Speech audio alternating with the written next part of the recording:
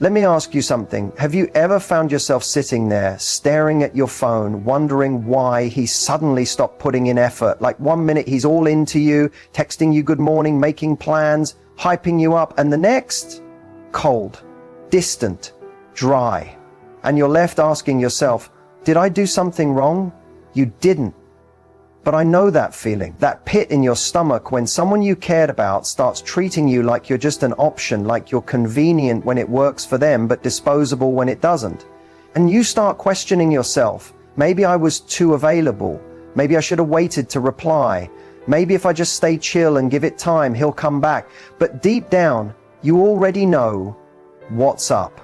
You feel it. You know you've been giving more than you're getting. You know you've been compromising your peace to accommodate someone who isn't even meeting you halfway. And yet here you are, still holding on to crumbs, hoping they eventually turn into a full meal. Let me tell you this with love. You are not crazy for wanting to be prioritized. You are not too much for needing consistency. You are not overreacting for expecting someone to treat you the way you treat them. Sis, you're just tired of being treated like a backup plan when you've been showing up as the whole package. And here's the truth no one tells you. The moment you feel like an option is the moment you need to remember who the prize is. You. You are not auditioning for a role in anyone's life. You are the standard. You are the experience.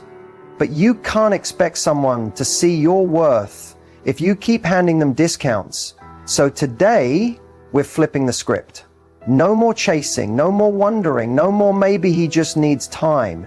Nah, now it's his turn to feel what it's like to lose access to a woman who would have gone to war for him. And if you're ready to stop being treated like an option and start acting like the prize, stay with me. Because this is your turning point. Let's take a breath here. Because before we talk about how to take your power back, we need to talk about how you even ended up here. And I want to say this up front. It's not your fault. Seriously. The way you loved, the way you showed up, the way you gave, that came from a real, beautiful place. And even though it might not have been returned the way you deserved, it doesn't mean you were wrong for loving the way you did. See, a lot of women, especially strong, nurturing ones, fall into this trap. You lead with your heart. You care deeply, and when someone gives you just enough attention, just enough affection, you start to believe in the potential instead of the reality. You cling to the version of him he showed you in the beginning, that charming, consistent, present version, hoping it'll come back if you just hold on a little longer, try a little harder, love a little deeper. But what really happened is this: you were consistent with someone who was inconsistent. You were honest with someone who was vague. You were ready, and he was just available. That's the difference. You weren't too much, he was too little. But you kept trying to adjust yourself to fit inside a space that was never meant to hold all of you. You got here because you were conditioned to believe that your worth comes from being chosen. That if someone picks you, it means you're enough. But here's the truth: you've always been enough, even when someone didn't have the capacity to see it. You were never supposed to convince someone to value you. You were supposed to know your value so well that if they didn't, it was automatic, access denied. But that's not how we're taught to love, right? We're taught to compromise, to wait, to be patient. And while those things matter in healthy relationships, what happens when the compromise turns into self-abandonment? When the patience turns into tolerating emotional breadcrumbs? When you wait so long for someone to meet your needs that you forget what your needs even are? You got here because you believed this was love. And in your mind, love meant effort, loyalty, staying, fighting for it. But love should never feel like proving your worth to someone who benefits from you doubting it. You've been stuck in a pattern, not because you're weak, but because you're hopeful. You've seen the best in someone and thought, if I just love them a little more, maybe they'll see it too. And here's where the shift happens. It's okay to be the one who gave more. It's okay to have loved fully. That doesn't make you foolish. It makes you real. But going forward, your love has to come with boundaries, with discernment, with standards. Because the truth is, the people who are meant for you won't need to be chased, fixed, or constantly reminded how to treat you. So if you're sitting there wondering, why do I always end up in this position? It's not because you're broken, it's because you've been loving from a place of survival instead of a place of worth. That ends today. The moment you realize that how someone treats you is a reflection of them, not you, that's the moment you start to break the cycle. You didn't end up here because you're unlovable. You ended up here because you kept loving people who weren't ready for you, and from this point forward, you're not shrinking to be digestible. You're not settling to avoid being alone. You're not carrying the emotional weight of two people. Now that you know it's time to choose. Here's the part no one really talks about. The moment you decide to pull back, truly pull back, the energy shifts. Not just in the dynamic with him, but within you. Because for the first time in a long time, you're no longer moving from desperation, confusion, or fear of losing him. You're moving from clarity, from strength, from self-respect. And let me be clear, pulling back isn't the same as playing games. This isn't about trying to manipulate or make him chase you. This is about redirecting your energy back to you. It's choosing silence over begging, peace over proving, distance over self-abandonment. When you pull back, you stop chasing his potential. You stop overthinking his mixed signals. You stop waiting on the bare minimum and calling it effort. And that shift, that's powerful. Because the same woman who used to overextend, overgive, and over-apologize, she's gone. In her place stands a woman who is done negotiating her worth. At first, it's going to feel uncomfortable. You're going to want to reach out. You're going to wonder if he notices, if he cares, if he's thinking about you. But that's the detox. You're unlearning the habit of giving your love to someone who didn't handle it with care. And the discomfort? That's not weakness. It's growth. You're breaking a pattern. And here's what's wild. He will feel it. Maybe not right away, but he will. Because when a woman who always made herself available suddenly goes quiet, it speaks volumes. When you stop showing up for someone who took you for granted, they start to notice the silence. And silence can be deafening, especially to a man who got comfortable with your constant presence. He'll wonder why you stopped checking in, why your name isn't popping up on his phone anymore, why the energy shifted. And whether he says it or not, that absence creates space for realization, for reflection, and sometimes even regret. But whether he comes back or not, that's not even the point.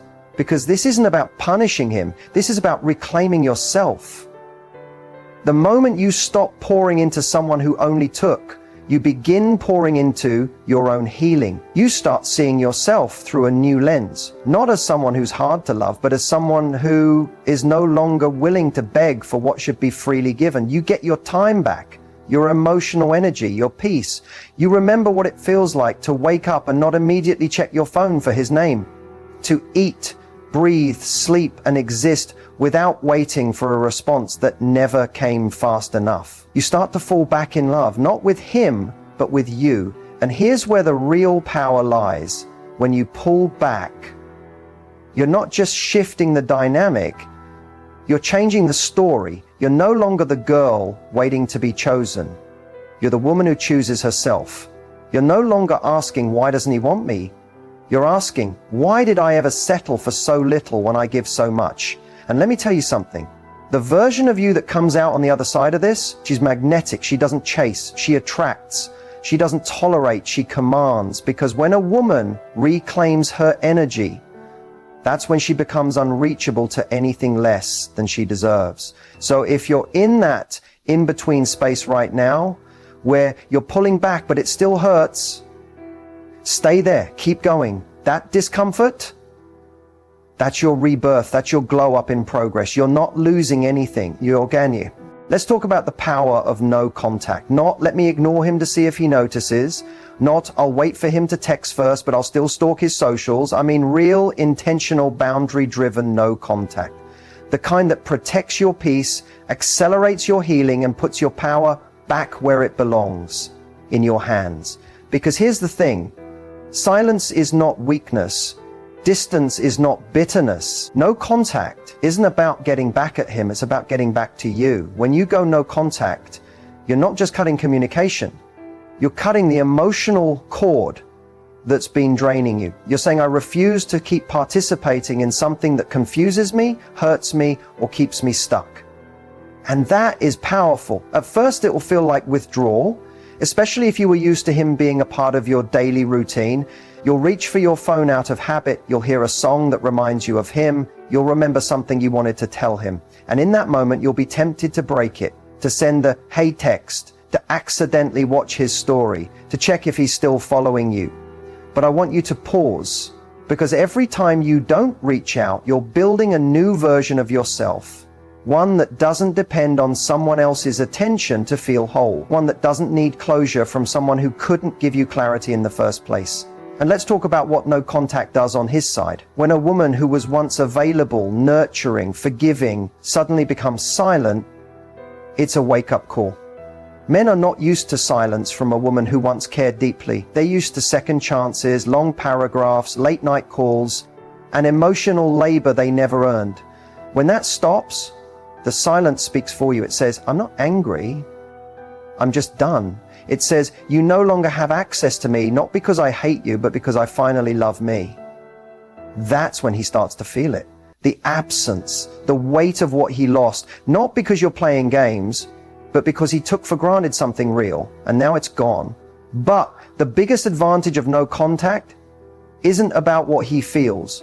It's about what you finally get to feel, clarity, peace, and emotional detox. Every day you hold that boundary, you remember who you were before the heartbreak. You get to hear your own voice again, not the one that was constantly questioning if you were enough. You'll notice your energy starts to come back. Your joy returns in pieces. You'll laugh again. You'll get inspired again. You'll realize that life is still full of magic even without him in it. And one day, without even trying, you'll think about him and feel nothing. That's when you'll know that no contact wasn't about making him suffer. It was about setting yourself free. This isn't about silence for revenge. It's about silence for recovery, for protection, for growth. Because not everyone deserves access to your softness, your presence, your energy. And when you go no contact, you send a very clear message. Not to him, but to yourself. I choose me this time. So if you're deep in the no contact phase right now, keep going. Don't break it. Don't chase. Don't check. He knows what he did. He's feeling it in ways he'll never admit out loud. And even if he doesn't, that's not your problem anymore. Because the version of you who's committed to her healing, she's not looking back. Now that you've gone no contact, you're probably facing the hardest part. Not the silence between you and him, but the noise inside your own mind. The thoughts that whisper, what if I was the problem? What if he changes for someone else? What if I just waited a little longer? That's why this next step is so important, rewiring your mindset. See, most of us were taught to chase love. We were conditioned, sometimes from childhood, to associate love with proving, earning, and fixing. If you grew up learning that love had to be fought for, that love came with conditions, or that your worth was tied to someone else's approval, then it makes sense why letting go feels so unnatural. But just because something feels familiar doesn't mean it's healthy. And just because someone didn't love you right doesn't mean you're unlovable. Rewiring your mindset starts with one core belief. You are not hard to love. Read that again. You are not too emotional, too needy, too intense, too difficult. You are not the reason he couldn't show up. He is. Because the right person won't be intimidated by your standards. They'll be inspired by them. But the wrong one, the one who benefits from your insecurities, he'll keep you in a loop of questioning yourself until you finally break free. So here's where the real work begins. Every time that old thought creeps in, the one that says, maybe if I looked different, maybe if I didn't catch feelings, maybe if I didn't care so much, you replace it actively, consistently, relentlessly. You say, no, I did my best with what I knew. I showed up with love. I communicated, I cared. That is not a weakness. And let's talk about guilt, because that's part of the rewiring too. Guilt will try to trick you into thinking you walked away too soon or gave up on someone who was just struggling. But ask yourself this: who was there for you when you were struggling in that relationship? Who supported you emotionally while you carried the entire connection? You're allowed to choose yourself without explaining why. You're allowed to leave when love stops feeling safe, supportive, and reciprocal. That's not giving up, that's growing up, that's emotional maturity. That's self-respect. Another important mindset shift: stop romanticizing potential. You didn't fall in love with him, you fell in love with the idea of him. You fell for his words, not his actions. You loved the version he showed in the beginning, not the version who left you confused, anxious, or second-guessing yourself. Real love doesn't play hide and seek. Real love doesn't need to be begged for. And finally, stop believing that being alone means being lonely. Some of your most powerful healing will happen in solitude. When you stop filling the silence with distractions or rebounds, you make space to hear you. You learn to validate your own emotions, regulate your own energy, and build a relationship with yourself that no one can take away. Rewiring your mindset means choosing new thoughts, even when the old ones feel louder. It means making your peace more important than their potential. It means loving yourself so deeply that you never again settle for someone who makes you doubt that love. So take this time not just to get over him, but to get back to you. Unlearn the patterns, break the beliefs, rebuild from the inside, because the glow up isn't just about looking better, knowing better. And trust me, the version of you on the other side of this mindset shift, she's not bitter. She's just unavailable to anyone who can't love her the way she now loves herself. There comes a moment, sometimes weeks later, sometimes months, when he starts to notice. The silence hits him. The lack of your presence, your energy, your consistent effort, it starts to echo. He scrolls through old texts, sees a memory pop up, hears your favorite song. And for the first time, he feels it. The loss. Not just the loss of a girl who used to text first, or the one who always forgave, or the one who stayed up late trying to fix things. He feels the loss of someone who brought peace into his life, who gave depth, consistency, genuine care. And suddenly it hits him. That kind of love doesn't come around twice. He might reach out with something casual, or hey, hope you're good. Or maybe he watches your story after weeks of ghosting. He might not say it outright, but the energy shifts. He starts to orbit again, testing the waters, trying to feel if the door is still open. But what he doesn't realize is, while he was out there entertaining options, you evolved. You're not the same girl who cried over the bare minimum. You're not sitting by the phone hoping he finally gets it. Because while he was busy being inconsistent, you were busy getting clarity. While he stayed confused, you started healing. And that's the most beautiful part of all of this. By the time he notices your absence, you've already fallen in love with your own presence. You don't respond the same. You don't react. You don't get butterflies anymore. You get boundaries. And when he tries to come back, not out of love, but out of missing the version of you that was convenient, you simply don't care anymore. Not in a bitter, revenge-driven way, but in a calm, healed, peaceful kind of way. The kind of, I wish you well, but I've moved on energy that comes from real growth. The kind of detachment that doesn't need closure because you became the closure. And that's the shift right there. You stopped seeing him as the prize. You realized the pain wasn't from losing him. It was from betraying yourself as someone who was never emotionally ready for you in the first place. That's why it doesn't hit the same when he finally shows up, because now you've outgrown the version of yourself that would have let him back in. You're no longer impressed by crumbs. You've tasted peace. And chaos doesn't taste good anymore. You don't crave the attention of someone who only saw your value after losing access to it. You crave consistency, alignment, depth, and you give those things to yourself first. That's what makes you powerful now. And let's be real, he notices that too. He sees that glow, that peace, that softness that now has boundaries, that version of you that no longer tries to prove her worth. She knows her worth. That's what he missed out on. Not just your presence, but the opportunity to grow alongside someone who would have gone all in for him. But the story doesn't end with him realizing it too late. The story ends with you realizing it right on time. So when he starts to notice, you don't need to explain. You don't need to entertain it. You don't need to go backwards, because the version of you who once settled for less, she's gone. And the woman standing in her place, she's not asking to be chosen. She chooses herself. Every time. This part right here, it's the most important. Rebuilding your self-worth, not just pretending you're okay, not just posting selfies and calling it healing, but truly, deeply reconnecting with the woman you were before they made you forget who you are. This is the slow, beautiful, powerful journey back to yourself. Let's be real, being in a relationship where you are treated like an option leaves scars. It chips away at your self-esteem little by little. Every unanswered text, every broken promise, every time he made you feel like you were too much for simply wanting to be chosen. It creates this quiet belief that maybe you're not enough, that maybe love will always hurt, that maybe it's safer to settle than to risk being alone. But let me remind you of something. Your worth was never determined by his ability to see it. Just because someone couldn't love you properly doesn't mean you are unlovable. It means they were not equipped to hold what you had to give. And that's not your fault. It never was. So how do you rebuild that inner confidence, that unshakable self-worth? You do it gently. You do it daily. You do it step by step.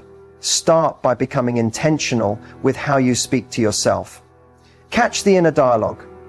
Of course, he didn't choose me, or I'm always too much, or I should have tried harder. Pause. Replace that with truth.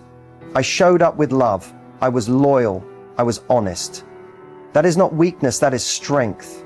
The way you speak to yourself becomes the way you feel about yourself. So be kind, be patient, be protective. Next, start honoring your boundaries, not just with others, but with yourself. If you say you're done, mean it. If you say you deserve better, stop entertaining the same cycles dressed up in different people. Self-worth grows when you become your own safe space, when you stop betraying your own needs just to feel temporary validation. Then, reconnect with your passions, your joy, your creativity. Remember the things that made you feel alive before that relationship consumed your energy. Go back to your art, your music, your goals, your books, the friends who saw the real you. Start showing up for you the way you used to show up for him. Also, don't rush the process. There's no timeline on healing. Some days you'll feel powerful, other days you'll miss him and wonder if you made the right choice. That's okay. Grief is not linear, but each day you choose yourself, even in small ways, you're rebuilding and you're reinforcing the belief that you deserve love that doesn't hurt, that doesn't leave you guessing, that feels safe, true, soft, and mutual. And perhaps the most underrated part of rebuilding self-worth, learning to receive. Let the right people love you. Let your friends pour into you. Let yourself be supported. You don't have to prove or earn care. You just have to believe you're worthy of it. The day you fully realize your worth is the day your entire world starts to shift. You walk differently, speak differently. You no longer chase, beg, or shrink. You understand that your presence is a privilege, and anyone who doesn't recognize that doesn't belong in your space. So keep going. Rebuilding doesn't happen overnight, but every step you take back to yourself, that's a victory. That's the glow up. Not just the outer one, the real one, the one no one can take from you. Because the woman who rebuilds her self-worth after it's been torn down, she becomes unbreakable. And the next time love enters her life, it'll have to rise to meet her. Now, let's talk about the moment everyone waits for. The glow up, not the one where you just get your hair done, post a fire pic and wait for him to slide back in. No, I'm talking about the real glow up. The one that happens deep within, the one that doesn't need an audience, the one they didn't see coming, and honestly, didn't deserve to witness. Because the truth is, when someone treats you like an option, they expect you to stay small. They expect you to stay hurt. They expect you to always be there, waiting, checking, hoping they change. They never expect you to outgrow the version of you that accepted their bare minimum. But that's exactly what you did. Your glow up started the moment you stopped explaining yourself. When you stopped trying to prove your worth to someone who never truly saw you. When you let go, not out of anger, but out of peace. That's when everything began to shift. They didn't see the late nights you cried in silence. They didn't see you rebuilding your confidence piece by piece. They didn't see you learning to fall back in love with yourself even when the world tried to make you believe you were too much, too emotional, too intense. They didn't see your healing, but they'll feel the results of it. Because your glow up isn't just about how you look. It's about how you carry yourself. It's the way your energy changes when you no longer seek validation. It's the way you walk into a room not needing to be seen, but knowing you're worth being noticed. It's the power in your silence, the peace in your presence, the confidence in your standards. You're no longer that girl who settled for breadcrumb love. You're the woman who knows she's the whole meal, and not everyone deserves a seat at your table, especially not the one who took you for granted, only to realize too late what he lost. The best part? You didn't glow up to make him jealous. You didn't do it to prove anything to anyone. You did it for you, for your healing, for your future, for the version of you who once begged to be chosen, who now chooses herself every damn time. And while he might watch from a distance, liking a post here, sending a "you look good" DM there, it no longer moves you. Because when you truly glow up, you no longer seek closure, revenge, or even recognition. You just live fully, freely, unapologetically. He might think he still has a chance, that maybe you'll entertain him again, but what he doesn't understand is that the version of you who wanted him so badly, she no longer exists. You've evolved. You've elevated. You've embodied everything he overlooked. And no, he doesn't get a front row seat to your rebirth. He doesn't get to experience this healed, glowing, powerful version of you because he chose to fumble you when all you wanted was love. And now he can watch from the sidelines like everyone else who underestimated you. So hold your head high. Post that picture because you love it. Go after those dreams because they're yours. Set those boundaries because you deserve peace. Love yourself so loudly, so fiercely, that no one ever makes you question your worth again. This is your era, your comeback, your glow up, and guess what? It's just the beginning. Because when a woman finally realizes who she is, there's no going back, and there's no stopping her. And if you made it this far, girl, I need you to hear me when I say this. You are not broken. You are not too much. You are not hard to love. You are a woman who is learning to love herself louder than the people who failed to love her right. And that is everything. This journey from being treated like an option to becoming the main character in your own life is not easy, but it's worth it, because once you rise from this, you'll never shrink again for anyone. If this video spoke to your heart, helped you see things clearer, or gave you that push to keep going, don't keep it to yourself. Hit that like button so more women like you can find this message. Subscribe if you want real, raw, empowering relationship advice that actually helps you heal and level up. And tell me in the comments, what part of your glow up are you most proud of so far? Let's hype each other up. This space is for us. Remember, he may have made you feel like you weren't enough, but the truth is he was never ready for someone like you. Your healing is the revenge. Your peace is the glow up. Your self-love is the real flex. Until next time, keep choosing you, always.